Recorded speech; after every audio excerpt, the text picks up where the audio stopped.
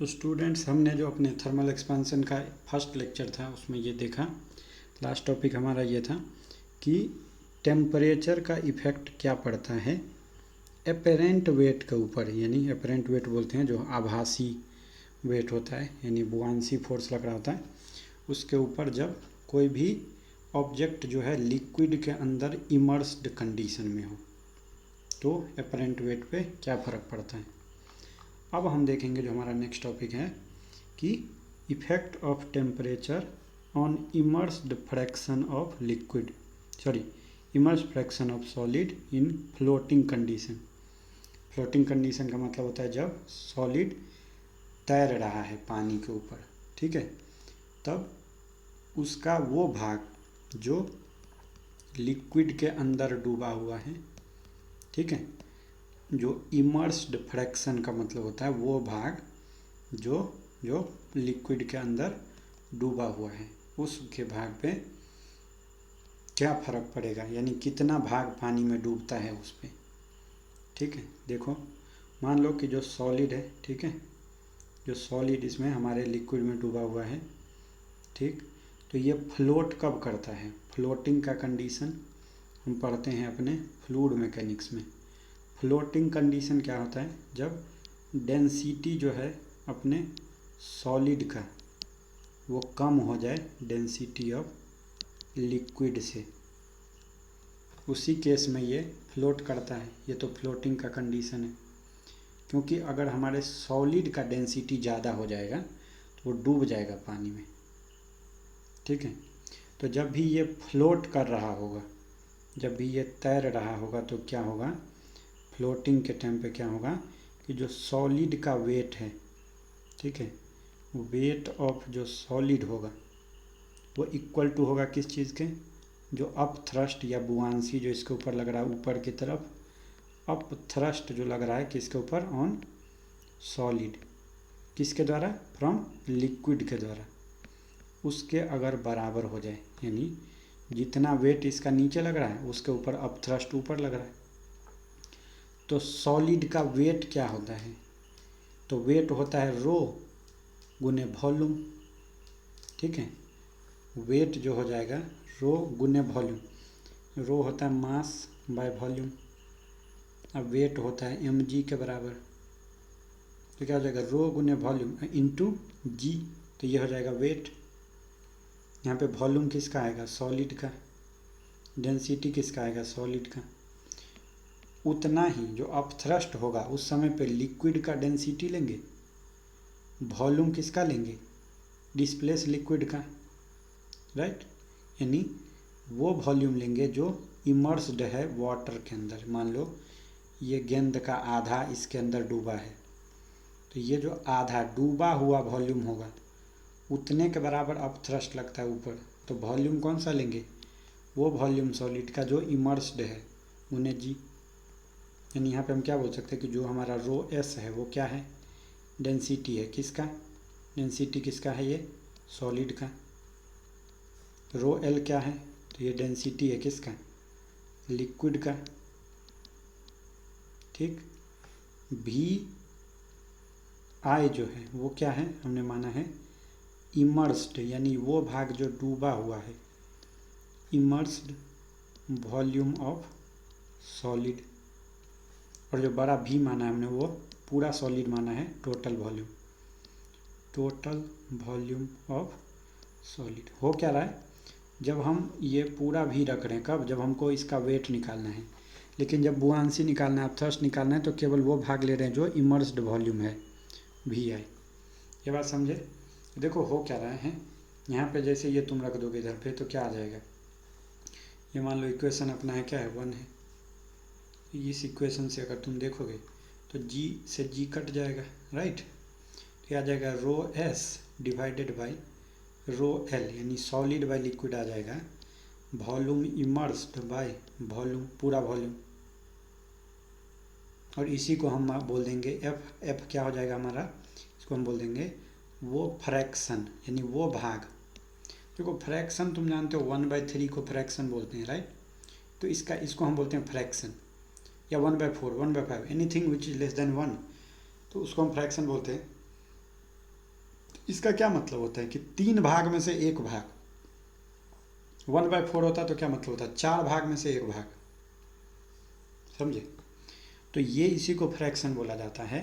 तो इसको हम बोल देंगे कि फ्रैक्शन ऑफ सॉलिड जो कि इमर्स्ड है, यानी हम बोल देंगे कि ये क्या हो जाएगा, इमर्स्ड फ्रैक्शन ऑफ सॉलिड।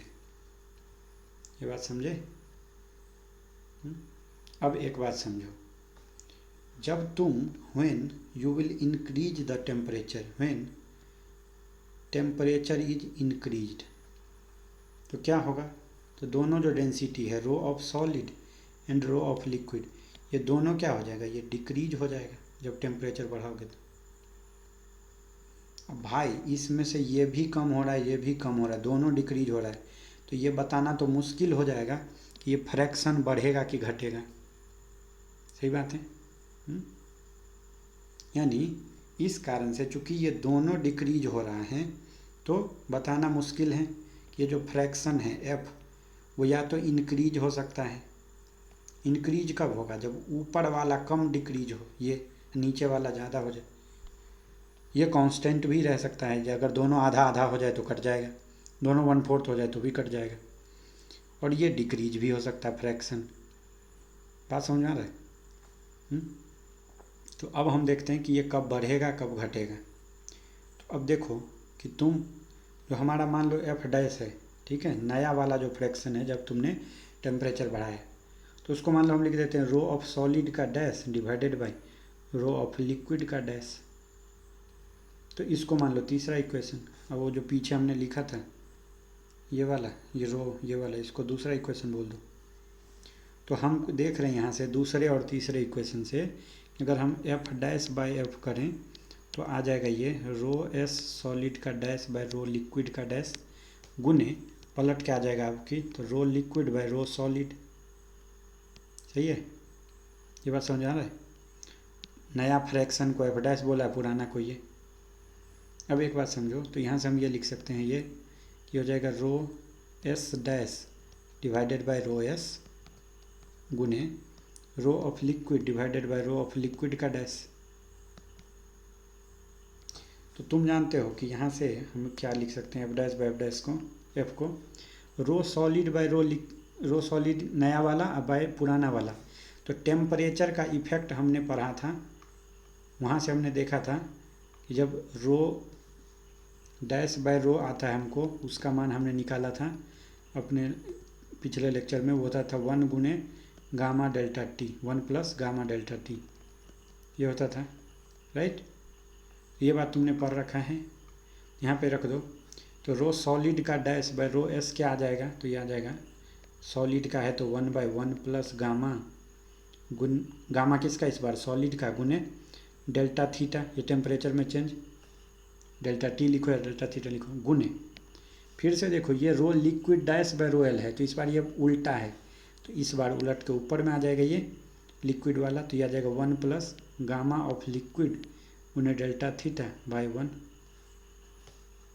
यानी यहाँ पे सॉलिड लिखोगे तो यहाँ पे सॉलिड आएगा, यहाँ पे rho L dash by rho L लिखोगे तो ये आ जाएगा 1/1 प्लस गामा ऑफ लिक्विड उन्हें डेल्टा टी।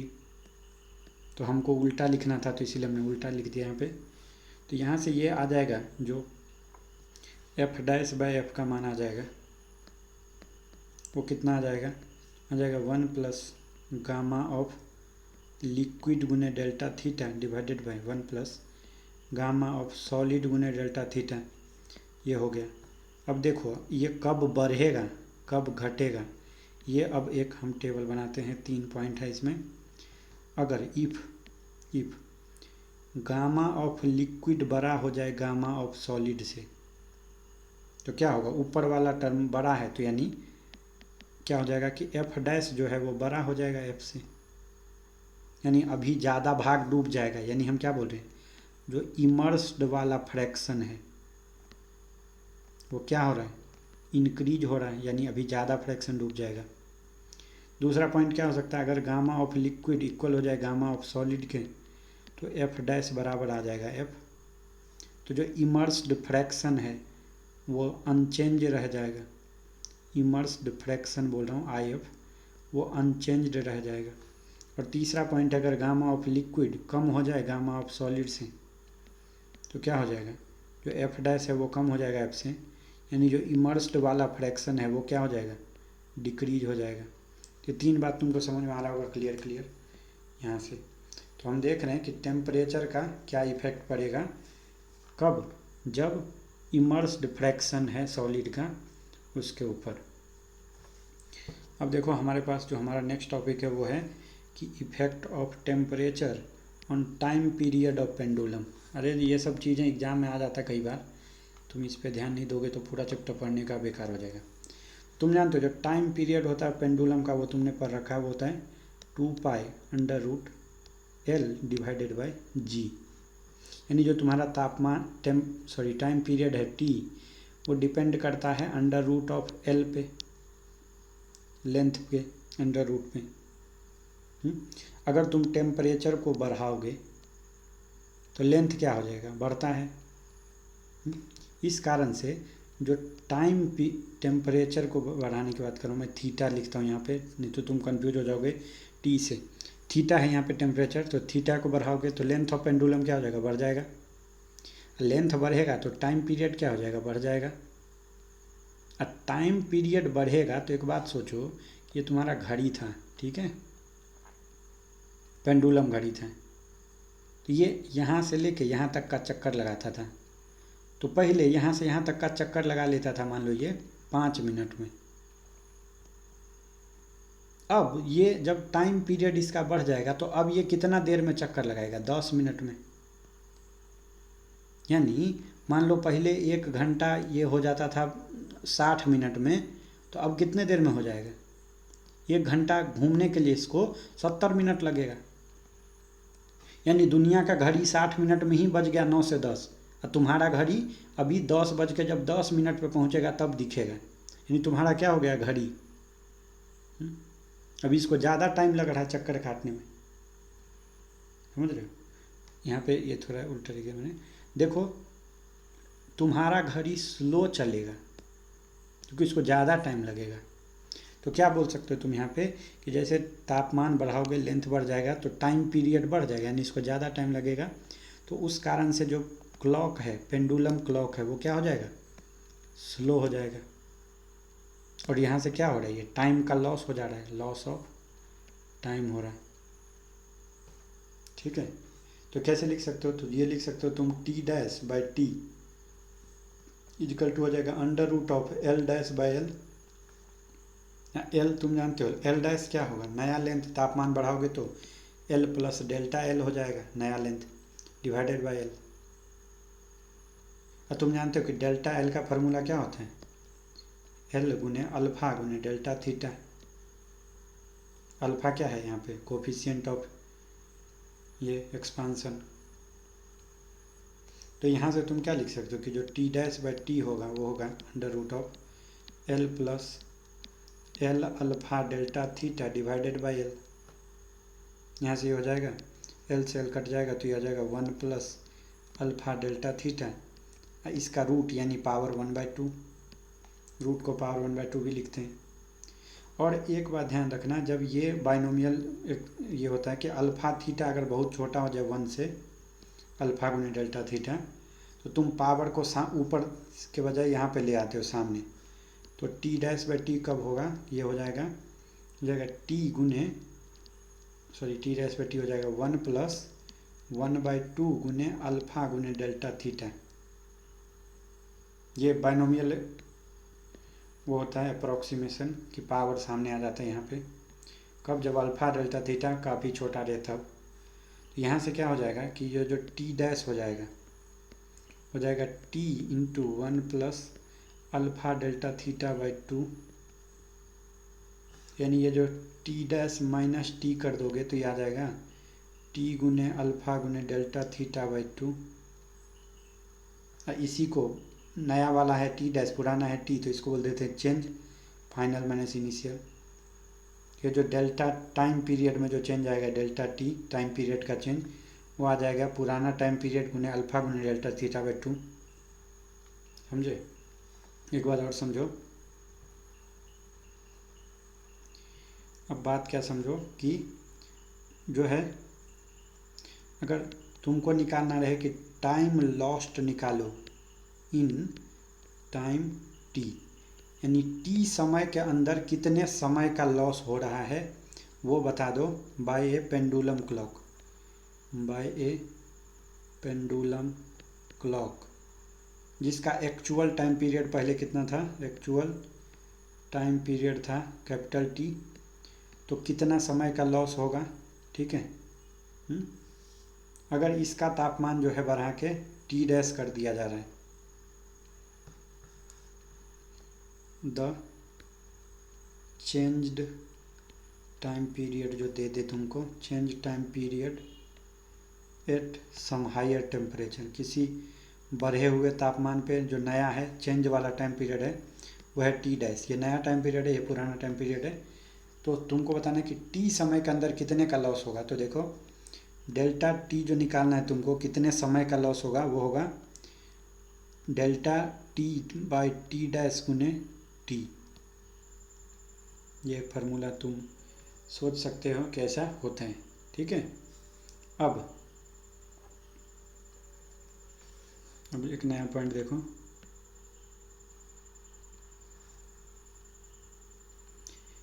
अगर तुमको देखना है कि कोई भी स्केल है, जैसे तुम जानते हो जिससे मीजर किया जाता है किसी चीज़ को, तो जो हायर टेम्परेचर पे देखोगे तुम, हायर टेम्परेचर पे, तो मान लो मीटर स्केल है, लेंथ नाप रहे हो, तो उसका क्या होगा, स्केल जो है तुम्हारा बढ़ जाएगा, स्केल विल एक्सपांड, टेम्परेचर बढ़ाने से स्केल विल एक्सपांड। तो अब मान लो कि पहले 1 मीटर का रॉड था, तो ये 5 मीटर कपड़ा था तुम्हारे पास, तो तुम 5 बार नापते थे इससे। अब ये 1 मीटर का बढ़ के हो गया है 1.2 मीटर, तो तुमको ये कितना मीटर कपड़ा दिखेगा, ये तो 4 बार में 48 पे पहुंच जाएगा। तो तुम अब क्या कहोगे कि ये तो 4 ही मीटर कपड़ा है, क्योंकि तुम्हारा स्केल का लेंथ ही बढ़ गया। तो देखो जब स्केल का लेंथ बढ़ जाएगा, ध्यान रखना, जब स्केल एक्सपांड हो जाएगा तो जो है रीडिंग वो लेस आएगा, रीडिंग जो है will be less than true value. कैसे, अभी 5 मीटर था तो रीडिंग कितना आना चाहिए था, 5 बार, लेकिन अभी कितनी बार में 48 पे पहुंच जाएगा, 12 चौक 48, 4 ही बार में। तो जो रीडिंग आ रहा है वो क्या आ रहा है, कम आ रहा है। लेकिन अगर लोअर टेम्परेचर पे देखोगे तो क्या होगा, स्केल जो है क्या हो जाएगा, स्केल कॉन्ट्रैक्ट हो जाएगा, छोटा हो जाएगा। तो यानी जो तुम्हारा अब की बार रीडिंग आएगा वो क्या आएगा, वो मोर आएगा, रीडिंग विल बी मोर।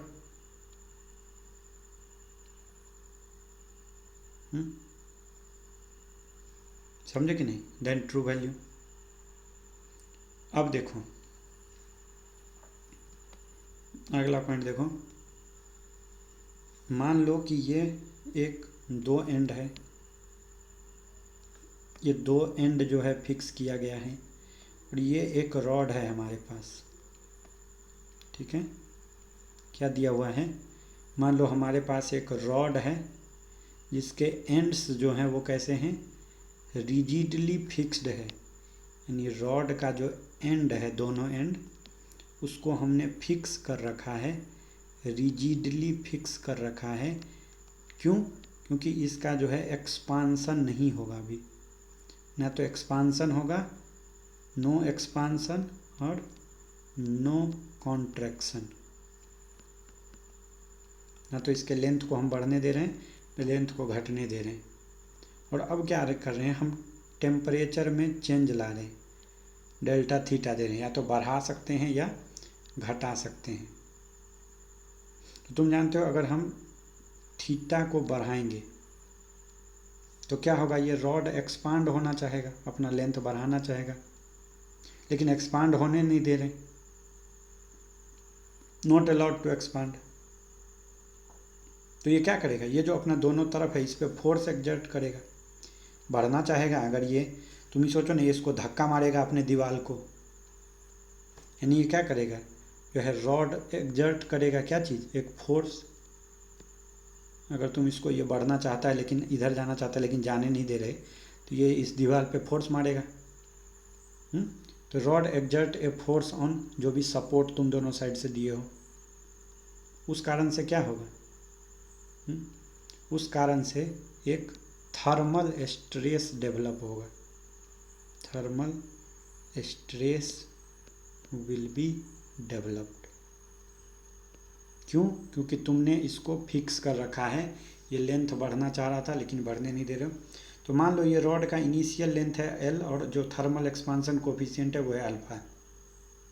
तो तुम जानते हो कि स्ट्रेन क्या होता है? ये होता है डेल्टा एल बाई एल। तो यहाँ पे स्ट्रेन का नाम हम क्या दे देंगे? Thermal strain. क्यों? क्योंकि ये तापमान में चेंज के कारण से आ रहा है। तो तुम एक बात जानते हो कि तापमान में वृद्धि के कारण जो चेंज इन लेंथ आता है वो होता है एल गुने अल्फा गुने डेल्टा थीटा। तो डेल्टा एल बाई एल क्या आ जाएगा? अल्फा गुने डेल्टा थीटा। ये डेल्टा एल बाई एल नीचे भेज दोगे तो तुम जानते हो जो स्ट्रेस होता है वो क्या होगा? तो यहाँ पे स्ट्रेस का नाम हम रख देंगे थर्मल स्ट्रेस। तुम जानते हो फार्मूला, तुमने इलास्टिसिटी चैप्टर में पढ़ा है कि स्ट्रेस बाय स्ट्रेन को हम बोलते हैं यंग्स मॉडुलस वाई। तो ये क्या हो जाएगा? थर्मल स्ट्रेस जो है वो क्या हो जाएगा? देखो वाई गुने स्ट्रेन, वाई गुने थर्मल स्ट्रेन, यानी हो जाएगा वाई। थर्मल स्ट्रेन का माने अल्फा गुने डेल्टा थीटा। अब फोर्स बराबर क्या होता है? तुम जानते हो कि जो स्ट्रेस होता है वो होता है फोर्स बाय एरिया। तो फोर्स क्या हो जाएगा? तो हो जाएगा स्ट्रेस गुने area, area of cross section गुने स्ट्रेस। ये हो जाएगा गामा नहीं, यंग्स मॉडुलस गुने एरिया गुने अल्फा गुने डेल्टा थीटा। ये हो जाएगा हमारा फोर्स। समझे गए? तो दो बात हमने देखा कि अगर तुम इसको रिस्ट्रिक्ट कर देते हो रोटेशन को, तो स्ट्रेन आएगा अल्फा डेल्टा थीटा और स्ट्रेस आएगा गामा गुने अल्फा डेल्टा थीटा। अब फोर्स निकालने के लिए एरिया से गुना कर दोगे। अब एक बात देखो, अब जो हमारा टॉपिक है उसका नाम है एक्सपांसन ऑफ लिक्विड्स।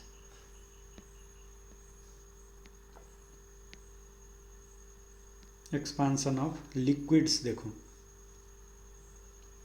अब भाई लिक्विड को तुमको अगर हीट करना है तो लिक्विड को किस में रखना पड़ेगा? कंटेनर में, किसी डिब्बे में रखना पड़ेगा। पानी गर्म करना है तो ऐसे थोड़ी पानी हवा में रख के गर्म कर लोगे, किसी न किसी बर्तन में रखना पड़ेगा। यानी हम क्या बोल रहे हैं कि फॉर हीटिंग, अगर तुमको हीट करना है तो liquid has to be put in container, some container, यानी कोई भी बर्तन में लिक्विड को तुमको रखना पड़ेगा। अगर लिक्विड को तुम हीट करते हो, तापमान बढ़ाते हो, तो क्या होगा? जो कंटेनर है वो भी तो मटेरियल का बना है, वो भी कंटेनर विल ऑल्सो एक्सपांड।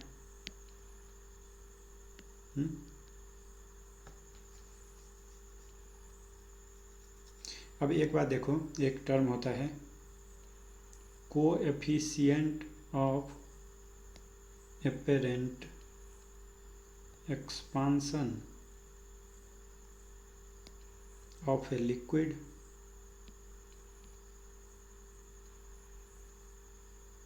ठीक है।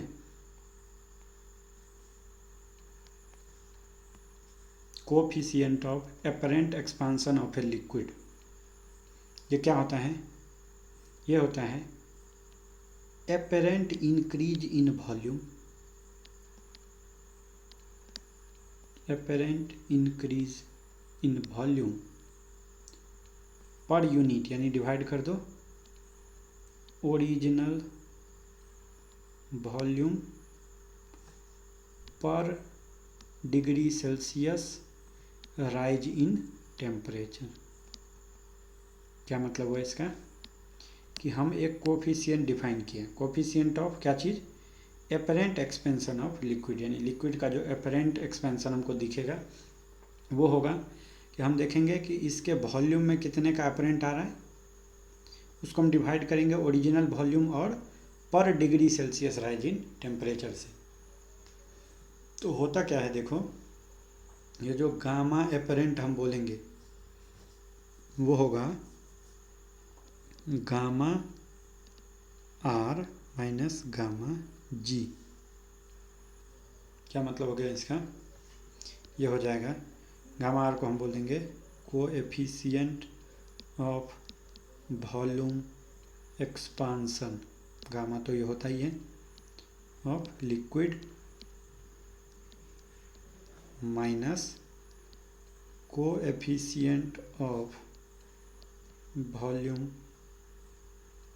Expansion of the container. यानी हमको कंटेनर वाला जो है वो सब्ट्रैक्ट करना पड़ेगा अगर हमको एपरेंट देखना है तो। ठीक है, अब हम इसके ऊपर कुछ क्वेश्चंस देखेंगे। जो फर्स्ट क्वेश्चन है हमारे पास वो है कि एक copper rod of 88 centimetre and an aluminium rod of unknown length have their increase in length independent of increase in temperature. Length of aluminium rod is कितना? देखो क्या बोल रहे हैं कि एक कॉपर का रॉड है 88 सेंटीमीटर का, कॉपर का है, और एक एल्युमिनियम का है। इसका जो लेंथ L दिया हुआ है वो है 88 सेंटीमीटर और इसका लेंथ हमको पता नहीं है, वो है L डैश, मान लिया हमने। अब बोलता है कि length have their increase in length independent of increase in temperature. इसका जो इंक्रीज हो रहा है लेंथ में उसको डेल्टा L ऑफ कॉपर बोल दो, इसका जो इंक्रीज इन लेंथ आ रहा है वो आ जाएगा डेल्टा L ऑफ एल्युमिनियम। और बोल रहा है कि जो L है ना डेल्टा L, वो डेल्टा थीटा पे डिपेंड नहीं कर रहा है, इसके कितना बढ़ा इसके कितना बढ़ा उस पर डिपेंड ही नहीं कर रहा है। तो बोलता है तो इसका लेंथ कितना हो जाएगा। कितना आसान क्वेश्चन है ये, तुमको पता है कि यहाँ पे क्या हो रहा है कि जो डेल्टा L ऑफ कॉपर है और वो इक्वल हो जाएगा डेल्टा L ऑफ एल्युमिनियम के, समझे, क्योंकि तापमान पे डिपेंड ही नहीं कर रहा है डेल्टा L। तो हमको डेल्टा L का फार्मूला पता है, डेल्टा L क्या होता है, ओरिजिनल लेंथ गुने अल्फा गुने डेल्टा थीटा, डेल्टा थीटा पर डिपेंड नहीं कर रहा है। अब देखो ये क्या हो जाएगा, तो ये हो जाएगा L गुने अल्फा के बराबर, तो हो जाएगा L ऑफ कॉपर गुने alpha of copper is equal to L of aluminium गुने अल्फा ऑफ एल्युमिनियम, क्योंकि हमको दिया हुआ है कि ये डेल्टा थीटा पर डिपेंड नहीं करता। तो यहाँ पे लिख दो L ऑफ कॉपर कितना था 88 सेंटीमीटर गुने अल्फा ऑफ कॉपर कितना था दिया हुआ क्वेश्चन में 1.7 गुने 10 के पावर -5 बराबर हो जाएगा L ऑफ एल्युमिनियम गुने अल्फा ऑफ एल्युमिनियम कितना है 2.2 गुने 10 के पावर -5, -5 काट दो, जो भी लेंथ निकल के आएगा एल्युमिनियम का सेंटीमीटर में आएगा, जाएगा 88 गुने 1.7 डिवाइडेड बाई 2.2, ये आ गया यहाँ पे 0 आ जाएगा, 22 से आ जाएगा 4, 17 चौका आ जाएगा 68 गुने 10 सेंटीमीटर, यानी ये हो जाएगा 68 सेंटीमीटर। ये है इसका आंसर। थोड़ा सा क्वेश्चन को सही से पढ़ो, इस तरीके के क्वेश्चन कंफ्यूज करने के लिए आते, तुम समझ ही नहीं पाओगे लगाना क्या है, इसीलिए इस क्वेश्चन को अच्छे से देखो। नेक्स्ट है तुम्हारा, ये क्वेश्चन 2 बार आ चुका है नीट में, एक बार काफ़ी पहले आया था और एक तो 2016 में आया, इसलिए बोला जाता है कि प्रीवियस ईयर्स क्वेश्चन सॉल्व किया करो। दिया हुआ है कि coefficient of linear expansion of brass and steel rod are α1 and α2। हमारे पास 2 रॉड हैं, एक ब्रास के हैं जिसका एक्सपांसन है α1 और एक स्टील का रॉड है जिसका है α2। लेंथ जो है ब्रास का वो है L1 और स्टील का है L2। बोल रहा है कि अगर L2 minus L1 is maintained same at all temperature, temperature कुछ भी कर दो L2 माइनस L1 सेम आता है, तो कौन सी बात सही है इसमें से। समझ रहे हो। तो देखो जब भी तुम मान लो कि टेम्परेचर को बढ़ा देते हो, टेम्परेचर में जो चेंज है वो है डेल्टा टी का, तो नया लेंथ क्या हो जाएगा, मान लो L1 डैश देखोगे तो ये आ जाएगा L1 गुने अल्फ़ा 1 गुने डेल्टा टी। ऐसे जो पुराना लेंथ मतलब इसका नया लेंथ क्या होगा स्टील का, तो हो जाएगा ये स्टील का इनिशियल लेंथ गुने अल्फ़ा 2 गुने डेल्टा टी। क्या बोल रहे हैं कि जो नए लेंथ आए हैं तापमान बढ़ाने के बाद उनका डिफरेंस भी सेम रहता है। तो यानी ये बोल रहा है कि जो L2 dash minus L1 dash है वो इक्वल रहता है L2 माइनस L1 के, ऐसा बोल रहा है क्वेश्चन, कि जो शुरू में डिफरेंस है दोनों के तापमान में वो बढ़ाने के बाद भी जो नया लेंथ आएगा वो अच्छा एक बात समझो, ये नया लेंथ नहीं है, ये डेल्टा एल का ये फार्मूला होता है एल अल्फ़ा डेल्टा टी, समझ रहे हो बात। डेल्टा एल होता है ओरिजिनल लेंथ गुने अल्फ़ा डेल्टा टी।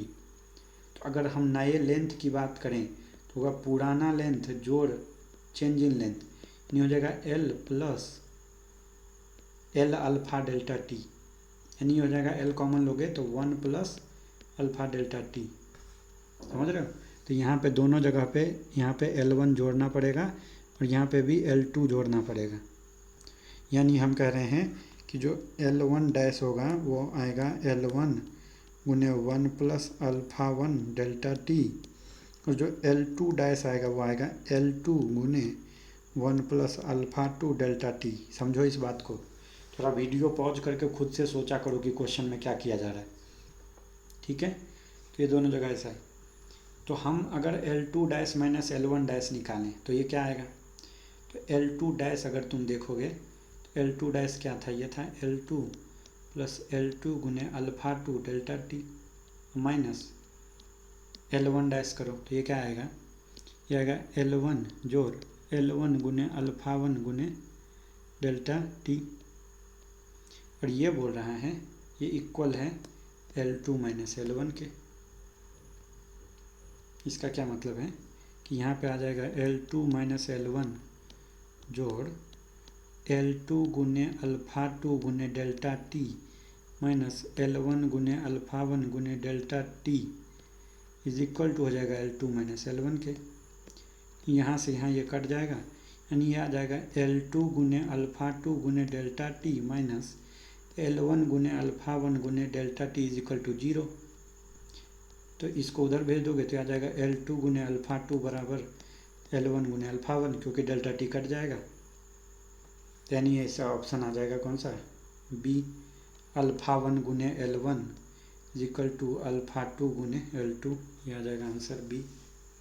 तो काफ़ी आसान क्वेश्चन था, बशर्ते हमको थोड़ा सा समझ आना चाहिए कि डेल्टा एल क्या होता है और नया लेंथ क्या होता है। नया लेंथ को पुराना लेंथ प्लस चेंज के बराबर होता है, ये होता है L plus L alpha delta T. हमारे पास एक और क्वेश्चन है, the value of coefficient of volume expansion of glycerine. Glycerine दिया हुआ है जितना, बोलता है कि फ्रैक्शनल चेंज बता दो डेंसिटी के अंदर अगर राइज इन टेम्परेचर 40 डिग्री है तो। ये तो हम पढ़ चुके हैं ऑलरेडी, हमको बोल रहा है फ्रैक्शनल चेंज बता दो। तो एक बात देखो, हमने डेंसिटी के ऊपर इम्पैक्ट देखा था, तो मान लो कि जो 0 डिग्री सेल्सियस पे डेंसिटी है किसका, ग्लिसरीन का, उसको हम बोल देते हैं रो 0, और जो 40 डिग्री सेल्सियस पे है उसको हम बोल देते हैं क्या चीज़, या किसी भी T डिग्री सेल्सियस मान लो कोई भी तापमान, उसको हम बोलते हैं रो T।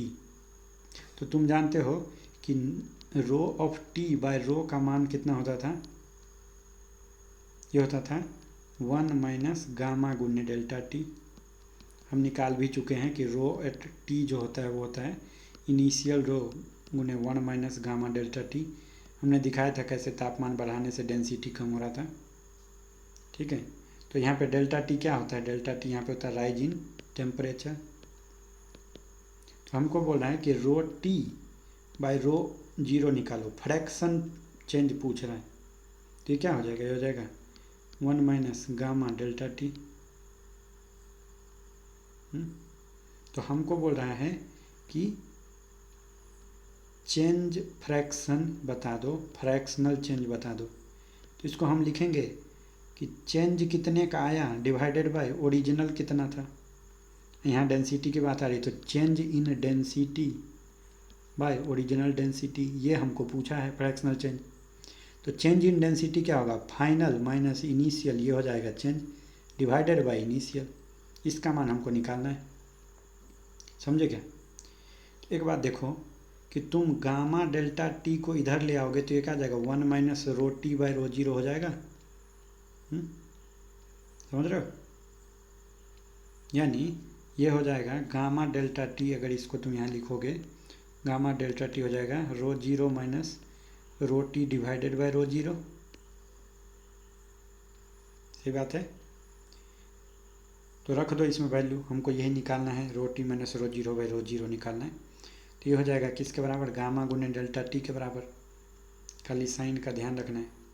तो हमको गामा का मान पता है, यह है 5 गुने 10 की पावर माइनस 4।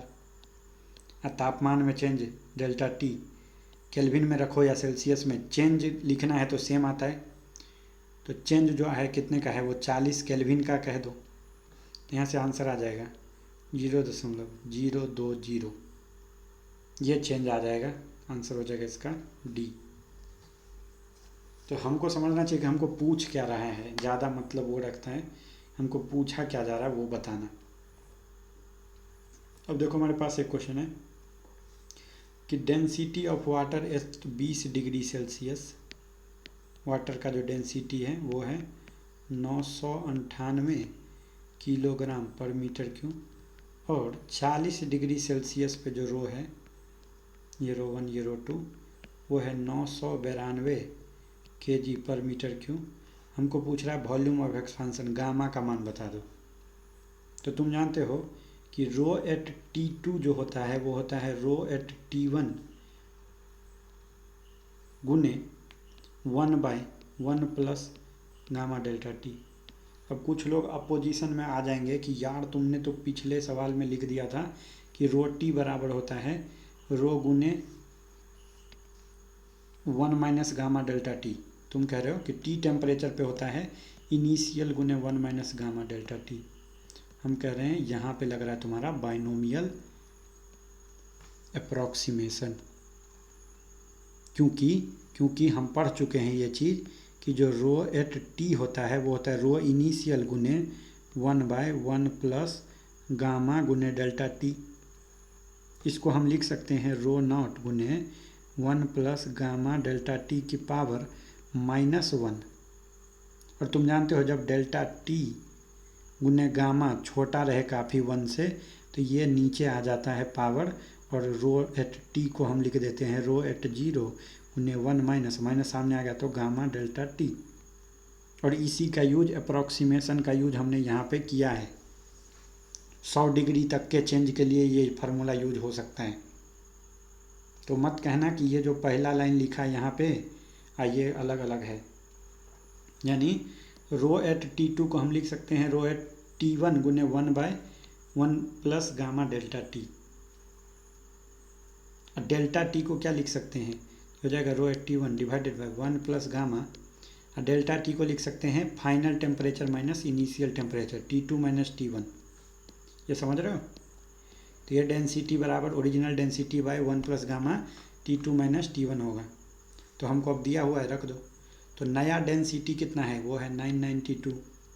पुराना डेंसिटी कितना था 998 डिवाइडेड बाय 1 प्लस गामा। और T2 माइनस T1 कितना है 20 और 40, कितना हो गया ये 20 में से 40 गया 20।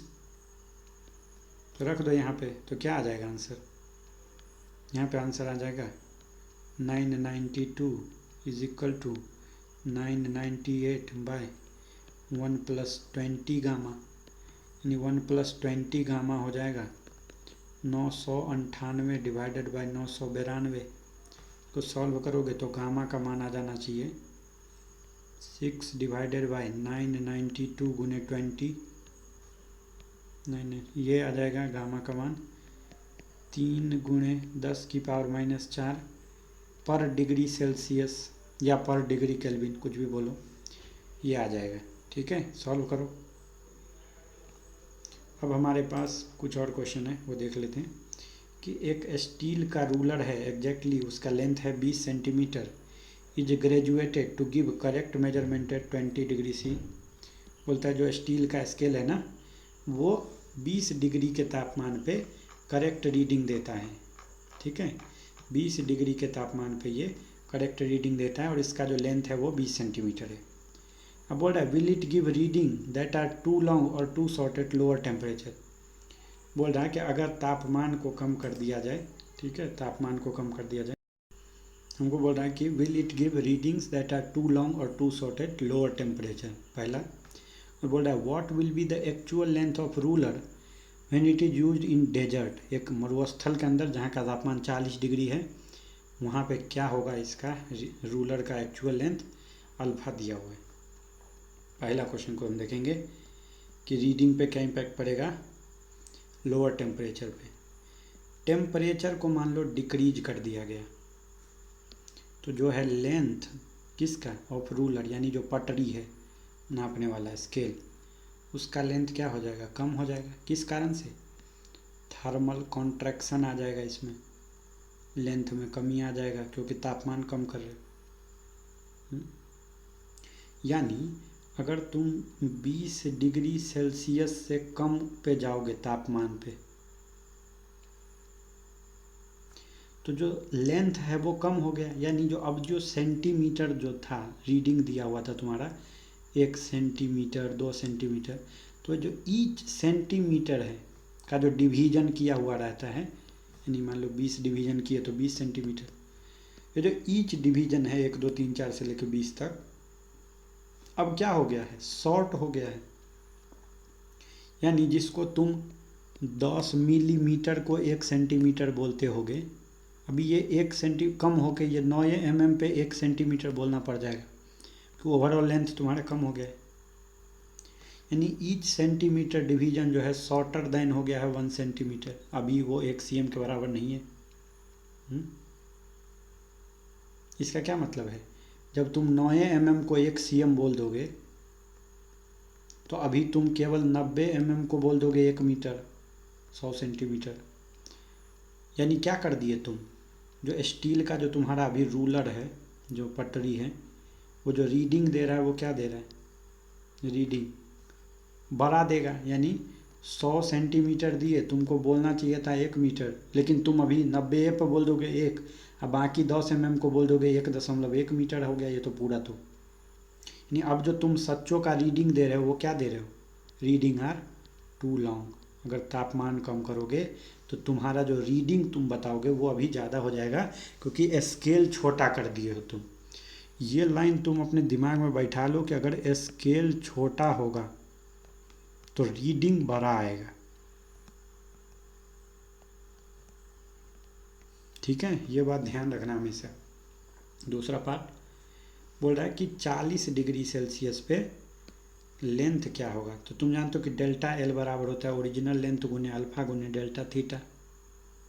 तो delta L, alpha original length था 20 cm, उन्हें अल्फ़ा का मान था 1.2 गुणे 10⁻⁻5 पर cm, यानी cm कट गया। उन्हें चेंज इन टेम्परेचर कितना था, 40 पे चला गया। तो पहले कितने थे, 20 पे, अभी कितने पे चला गया, 40 पे। तो 40 - 20 यानी 20। जब इसको गुणा करोगे तो आ जाएगा 0.48 गुने 10⁻² cm। तो ये आ गया तुम्हारे चेंज इन लेंथ। हमको क्या पूछा है, एक्चुअल लेंथ बताओ, एक्चुअल लेंथ ऑफ रूलर बताओ। तो एक्चुअल लेंथ जो है नया वाला वो क्या होगा, पुराना लेंथ था जोड़ चेंज इन लेंथ। तो पुराना लेंथ था कितना 20 cm, जोड़ नया लेंथ कितना, तो 0.48 गुने 10⁻² cm, नहीं आ जाएगा 20.0048 सेंटीमीटर। ये बात समझ गए। अब हम देखेंगे नेक्स्ट क्वेश्चन हमारा।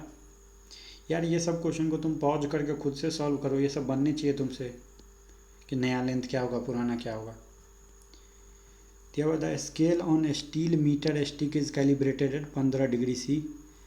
जो तुम्हारा मीटर स्टिक है 15 डिग्री सी पे उसको कैलिब्रेट करके रखे हो। What is error and reading क्या होगा, 60 सेंटीमीटर का रीडिंग करना है 27 डिग्री पे, अल्फ़ा दिया हुआ है।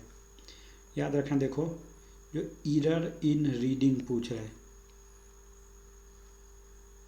यानी डेल्टा एल पूछ रहा है, तो वो क्या होगा, तो वो होगा स्केल का रीडिंग, यानी पहले जो स्केल का रीडिंग था वो था एल एक्चुअल, गुने अल्फ़ा गुने चेंज इन टेम्परेचर, यानी डेल्टा एल बराबर हो जाएगा एल गुने अल्फ़ा गुने डेल्टा टी। तुम जानती हो लेंथ कितना नापना है 60 का, अल्फ़ा का मान कितना है 1.2 गुने 10⁻⁵, और चेंज इन टेम्परेचर कितना आएगा, तो 60 - 15 यानी 45, सॉरी 27 पे नापना है ना, 27 degree C minus 15 degree C यानी 12, तो 12 छक्के 72 गुने 12, तो ये आ जाएगा 0.00864 सेंटीमीटर डेल्टा एल का मान। काफ़ी आसान था ये। अब हमारे पास क्या दिया हुआ कि एक सेकेंड्स पेंडुलम क्लॉक है, एक घड़ी है, उसके अंदर स्टील का वायर है, क्लॉक को कैलिब्रेट किया गया है 20 डिग्री के लिए। कितना टाइम क्लॉक लूज करेगा या गेन करेगा 1 सप्ताह के अंदर, जब तापमान को 20 से बढ़ा के 30 कर दिया जाए, और अल्फा दिया हुआ है।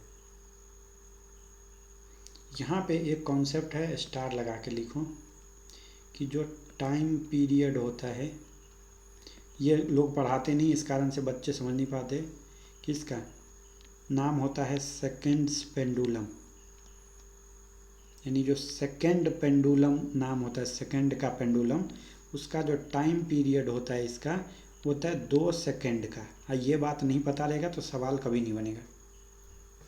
टेम्परेचर को बढ़ाओगे तो लेंथ बढ़ जाएगा, उस कारण से जो टाइम पीरियड होता है, यहाँ पे थीटा को लिखता हूँ टेम्परेचर, जो टाइम पीरियड होता है वो बढ़ जाएगा।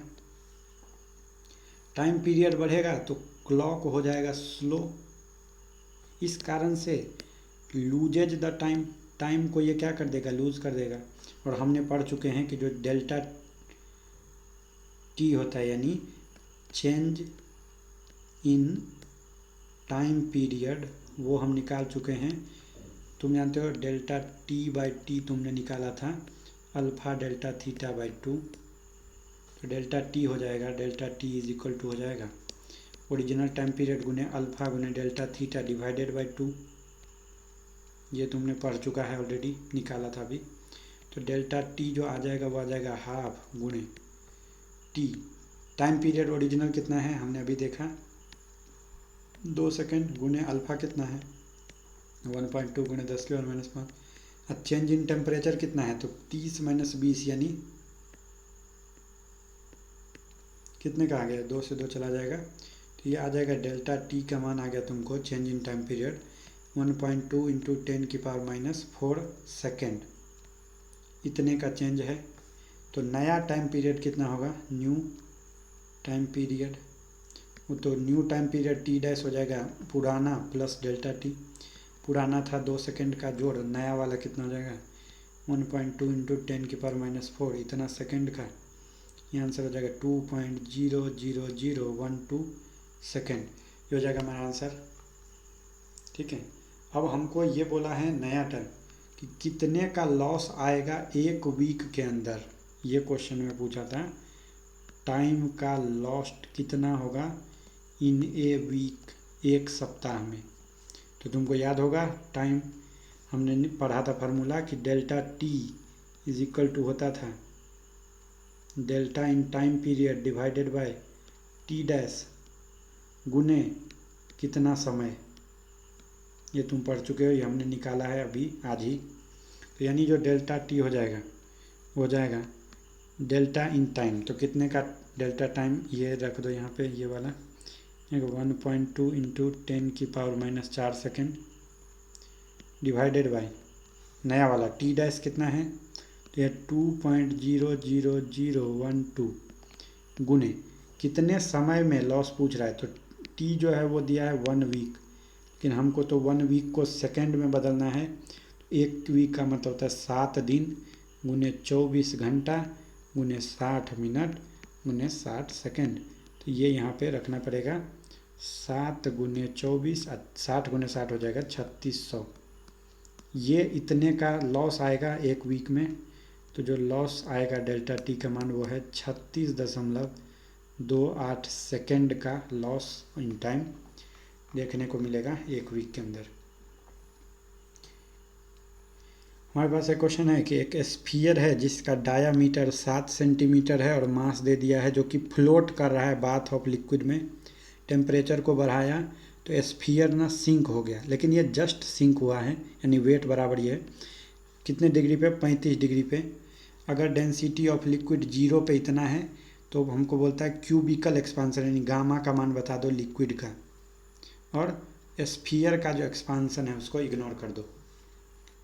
देखो क्या बोल रहा है कि बोल रहा है कि जो स्फीयर है ना तुम्हारा वो सिंक हो गया, डूब गया, कितने पे, एट 35 डिग्री सी। इसका क्या मतलब है, डूब, जस्ट सिंक का मतलब है कि डेंसिटी दोनों का बराबर हो गया। डेंसिटी ऑफ जो सॉलिड था इज इक्वल टू हो गया किसके, डेंसिटी ऑफ लिक्विड के, कितने पे, एट 35 डिग्री सी।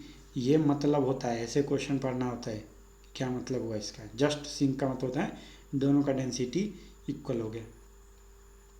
तो सबसे पहली बात है कि जो रो एट 35 डिग्री सी होता है वो क्या होगा, तो वो होगा rho eight 0 divided by 1 plus क्या चीज़, क्या दिया हुआ हमारे पास,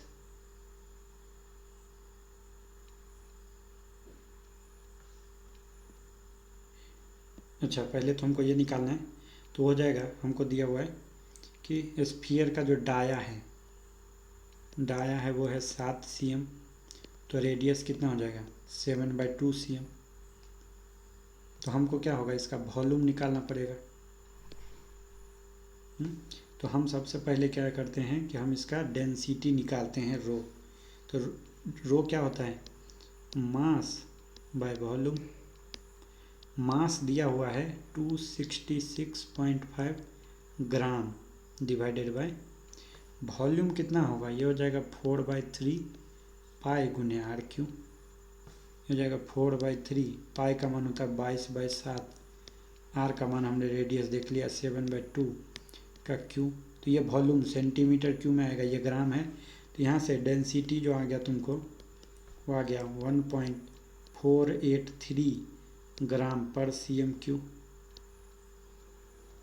एक्चुअली ये आएगा तुम्हारा एटमॉस्फेयर इतना है, मास इतना ही ना, बात of liquid as the temperature, ये आएगा रो एट 0 डिग्री आएगा ये। अब हमको निकालना है रो एट 35, तो ये होगा रो एट 0 उन्हें 1 plus gamma delta T, as the temperature is the sphere just sinks, floats in a bath of liquid, as the temperature the sphere just sinks at a temperature 35 degree C. Density of liquid इतना है, तो हमको पूछा है कि find the coefficient of cubical expansion of liquid. Okay, mass by volume,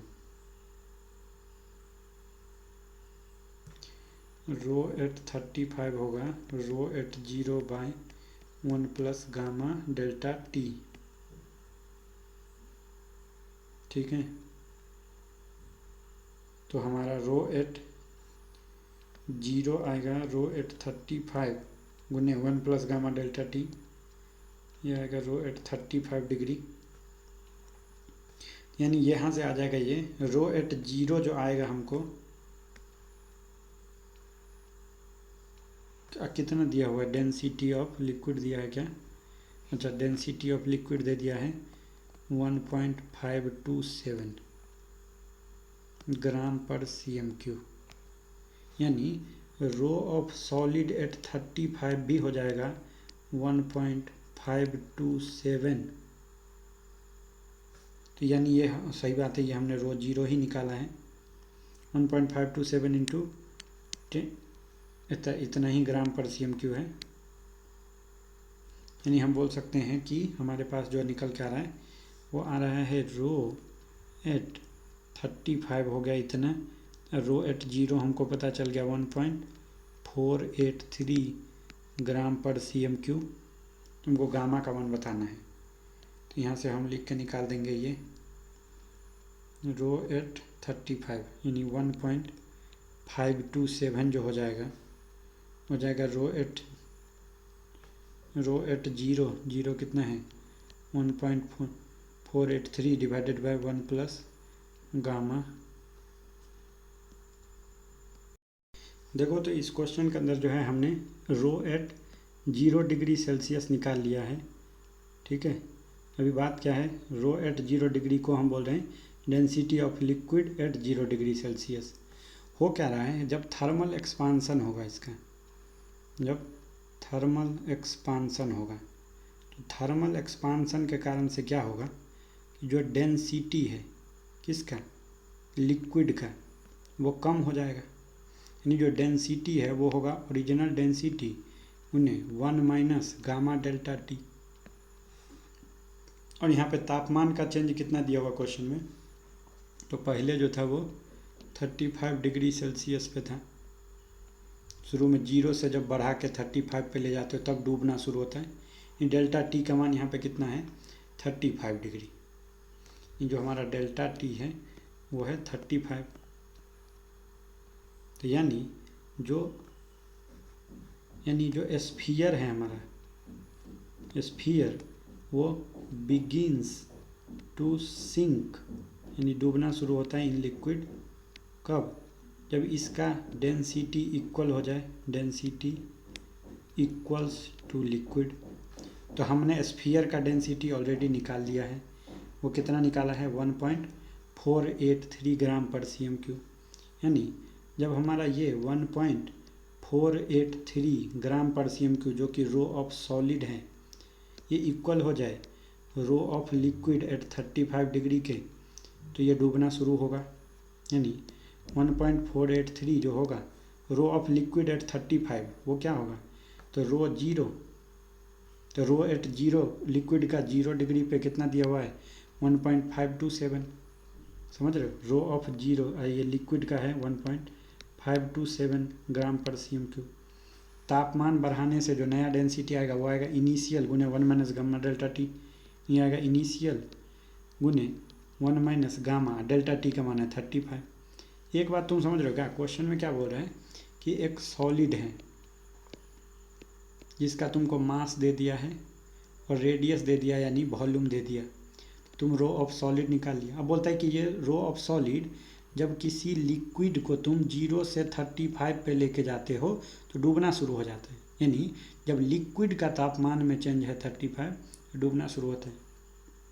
तो simple सा बात है, उस समय पे रो ऑफ सॉलिड इक्वल हो जाएगा रो ऑफ लिक्विड के 35 डिग्री पे। ये बात है 0 से 35 पे लेके, तो रो ऑफ लिक्विड तुमको रो 0 दिया हुआ है, रो एल एट 35 नहीं दिया, तो वो निकालने के लिए क्या करोगे 1 माइनस गामा डेल्टा टी लगाओगे, क्योंकि डेंसिटी घटता है ना, तो 1 माइनस गामा डेल्टा टी होगा। इनिशियल को रख दिया यहाँ पे, तो इनिशियल रख दिया 1 माइनस गामा डेल्टा टी लगा दिए, तो यहाँ से ये हो जाएगा गामा का मान सॉल्व करने से आ जाएगा 1.8.5 इंटू 10⁻⁻4 पर केल्विन लिख दो या पर डिग्री सी लिख दो, ये हो जाएगा तुम्हारा आंसर।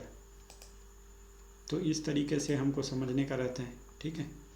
अब हमारे पास एक क्वेश्चन है कि एक ग्लास का बीकर है, ग्लास का beaker holds exactly 1 litre at 0 degree C, 0 degree Celsius के ऊपर इसके अंदर एग्जैक्टली 1 लीटर अटता है, तो कितना वॉल्यूम होगा 50 डिग्री पे। और पहला क्वेश्चन ही पूछ लिया वॉल्यूम बता दो, तो जो वॉल्यूम ऑफ बीकर पूछ रहा है वो क्या होगा इनिशियल वॉल्यूम उन्हें 1 प्लस गामा डेल्टा थीटा। लेकिन हमको दिया क्या है, तो हमको अल्फा दिया है। रुको, अब अगला पार्ट है कि if the beaker is filled with mercury at 0 degree C what volume of mercury overflow हो जाएगा जब टेम्परेचर को 50 डिग्री पे बढ़ा दोगे। अल्फा ऑफ जी दे दिया है इतना और गामा ऑफ एच जी दे दिया है इतना। तो तुम जानते हो अल्फा जब दिया हो तो गामा निकालने के लिए 3 से गुना कर देते हैं, यहाँ रख दो, तो यह हो जाएगा ओरिजिनल वॉल्यूम। तो ओरिजिनल वॉल्यूम था 1 लीटर गुने 1 प्लस गामा हो जाएगा 3 गुने अल्फ़ा, अल्फ़ा का मान है 8.3 गुने 10⁻⁻6 गुने डेल्टा थीटा। तो थीटा का मान कितना 0 से लेकर 50 किया तो डेल्टा थीटा हो जाएगा 50 डिग्री सी, यहाँ रख दो 50। तो ये सॉल्व करते से आ जाएगा 1.001 लीटर। तो जो वॉल्यूम ऑफ बीकर हो जाएगा वो हो जाएगा, अरे एक बात समझते हो क्या तुम, ये डेल्टा भी का मान होता है ओरिजिनल वॉल्यूम गुने गामा गुने डेल्टा थीटा, लेकिन जो नया वॉल्यूम होता है भी डैश वो होता है पुराना प्लस डेल्टा भी। यहाँ हो जाएगा भी प्लस भी गुने गामा गुने डेल्टा थीटा। तो एक भी कॉमन ले लोगे तो हो जाएगा 1 प्लस गामा गुने डेल्टा थीटा। ये समझ रहे हो क्या कि जो नया वॉल्यूम होता है भी डैश वो इतना होता है, वही रखा है यहाँ पे। दूसरा पार्ट बोल रहा है कि अगर बीकर को मरकरी के साथ फिल कर दिया जाए, मरकरी का वॉल्यूम निकाल लो पहले, 50 डिग्री पे कितना आएगा, 50 डिग्री सी। तो वॉल्यूम ऑफ जो मरकरी निकालोगे यहाँ जाएगा VO plus 1 plus gamma of mercury गुने डेल्टा थीटा। ये हो जाएगा VO कितना है 1 ओरिजिनल वॉल्यूम, जाएगा 1 प्लस 1.82 गुने 10⁻⁴ दिया हुआ है गुने 50 का चेंज आया है। तो यहाँ से जो मरकरी का वॉल्यूम आता है वो आता है 1.009 लीटर। अब एक बात देखो, 50 डिग्री सेल्सियस के ऊपर तुम्हारा जो बीकर है वो बीकर जिसके अंदर 1 लीटर तुम मरकरी रखे थे और बीकर भी 1 लीटर का ही था, 1 लीटर Hg था, उसको जैसे तुम हीट करके 50 डिग्री बढ़ा दिए, तो अब बीकर का वॉल्यूम तो है 1.001, मरकरी का वॉल्यूम बढ़ के हो गया 1.009। तो क्या ज़्यादा हो गया, ये मरकरी ज़्यादा हो गया, तो कितना बह जाएगा, ओवरफ्लो कितना हो जाएगा, दोनों को घटा दो। तो 009 में से 001 लीटर घटा दो, यानी 0.008 लीटर, इसी को हम 8 ml बोल देते हैं, इतना ओवरफ्लो हो जाएगा मरकरी। तो ये बात समझ में आया? तो ये था हमारा थर्मल एक्सपांसन। ठीक, तो इसके बाद जो है तुम लोगों को खुद से सॉल्व करना चाहिए, जो भी जेई मेन के PYQ हैं वो सॉल्व करो, IIT के क्वेश्चन सॉल्व करो, क्योंकि क्वेश्चन बनाओगे तो समझ में आएगा कि जो थ्योरी पढ़ाया गया उसका क्या एप्लीकेशन है, कैसे अप्लाई करते हैं, क्या होता है अल्फ़ा, क्या होता है गामा। स्ट्रेस का क्वेश्चन सॉल्व करो। ठीक है, चलो थैंक यू।